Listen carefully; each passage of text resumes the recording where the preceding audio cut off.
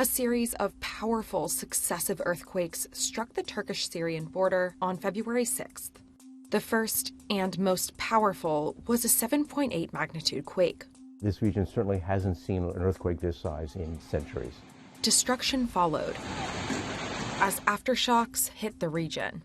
Then a second 7.5 magnitude quake hit in the afternoon, followed by its own series of aftershocks.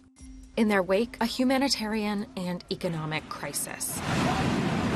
Thousands of people are reported dead, and even more are still missing.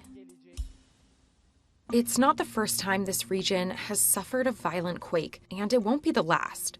To understand why, you have to look under the surface, where three tectonic plates converge. Together, these plates cause a unique and potentially devastating type of earthquake. The first quake was located here, 11 miles under the town of Gaziantep, Turkey. 11 miles may sound deep, but that's actually shallow for a major quake. The town is especially vulnerable because it sits near the meeting of two tectonic plates. Tectonic plates are massive slabs of rock on the Earth's crust from 10 miles to 160 miles thick that are always slowly moving.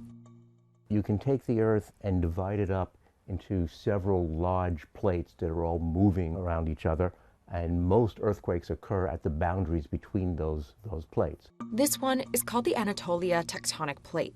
It's actually a microplate due to its tiny size, and it's constantly under pressure. That's because it's being pressed upward against the Eurasia plate by the Arabia plate.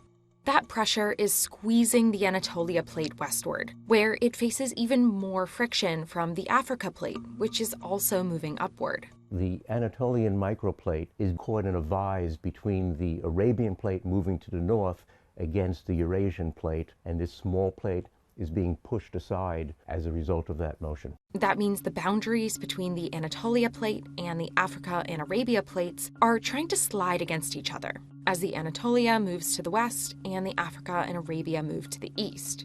These borders are called strike-slip faults, and when the friction builds up between the plates as they're pushed in different directions until it's too much, they slip. That's a strike-slip earthquake. The strain will build up, and finally it will rupture and release all that accumulated strain in a large earthquake. That's what happened in Gaziantep, resulting in that 7.8 magnitude quake. USGS estimates that the strike slip occurred along about 100 miles of the fault, about 20 miles shorter than most strike slip earthquakes. These are significant earthquakes for this fault system, and so that is probably an accumulation of 300 to 500 years worth of strain that's built up since the last earthquake. Experts say the energy released in that slip is comparable to that released during the explosive 1980 Mount St. Helens volcanic eruption. The same thing happened 9 hours later in Ekinozu, resulting in a 7.5 magnitude quake. This one was just 6 miles down. More than 285 aftershocks have followed both quakes. USGS has called the area tectonically active and unstable. This region is certainly one of the more complicated parts of the world because there are 4 different plates interacting, so it becomes a region with very complex tectonics. Those complex tectonics are responsible for a long history of devastating quakes, like this quake from 1966 that killed over 2,000 people. Towns and villages in 19 provinces are almost totally destroyed. The 600-mile North Anatolian Fault produced 7 large strike-slip earthquakes from 1939 to 1999. And 3 earthquakes of magnitude 6 or larger have occurred within 155 miles of Monday's earthquakes since 1970. But there hasn't been a large earthquake since 1999.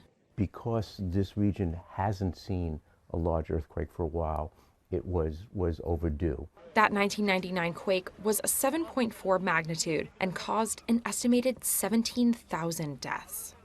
For now, USGS estimates there could be billions in economic losses. The biggest thing is the destruction and loss of life, and it's going to take them years for recovery. But will there be more disruption if the 2 quakes spark a third? Experts aren't sure. It may put extra strain on some of the nearby faults, or it may relieve some of the strain on the nearby faults. So it'll take some time to figure out whether further earthquakes are more likely or less likely in this region. But due to the three-plate convergence, it's not a question of if there will be another earthquake. It's a question of when.